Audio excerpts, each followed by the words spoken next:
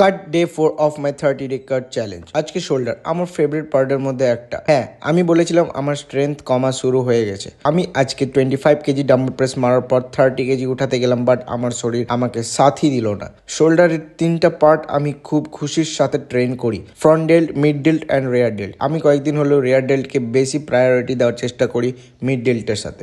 আজকে জিম প্রায় খালি ছিল। চলো আজকে আমি তোমাদেরকে আমার একটা ভাগ্যের লাইভ এক্সাম্পলের গল্প শোনাচ্ছি। আজকে ছিল হাট বার। আমি হাটে গেছিলাম সস্তায় সবজি নিতে, ওই ব্রোকলি নিতেই। এত বড় হাটে বাস দুটাই দোকান বসেছিল ব্রোকলির। অ্যান্ড গেস হোয়াট, দুটা দোকানেরই মালিক কোথায় যেন চলে গেছে সেম টাইমে। আমি প্রায় 30 মিনিট দাঁড়িয়ে এদিক ওদিক ঘুরে ওয়েট করলাম। দুটো দোকানের মধ্যে একটি দোকানেও কেউ ঘুরে আসলো না। ফাঁকা হাতে ঘরে ফিরলাম। কি কপাল, ফাইনালি দইটাই পেলাম জাস্ট। জিম থেকে এসে খিদা একদম সব থেকে বেশি থাকে, আর নিজের ডায়েটের খাবার নিজেকেই বানাতে হয়। ওই 150 গ্রাম ভাত। কার্ডিও তো আমি ডেইলি করছি আর ক্যালোরি ডেফিসিয়েটও চলছি, বাট তাও যদি আমার ওয়েটের ফারাক আমি না দেখি, তাহলে আমাকে আমার নেক্সট 7 ডে প্ল্যান আরেকটু স্ট্রিক্ট করতে হবে। আর 3 দিন পরই আমার ফার্স্ট উইকের রেজাল্ট দেখা যাবে। তাই তোমরা আমাকে জয়েন করো আর তোমরাও শুরু করো তোমাদের ট্রান্সফরমেশনের জার্নি।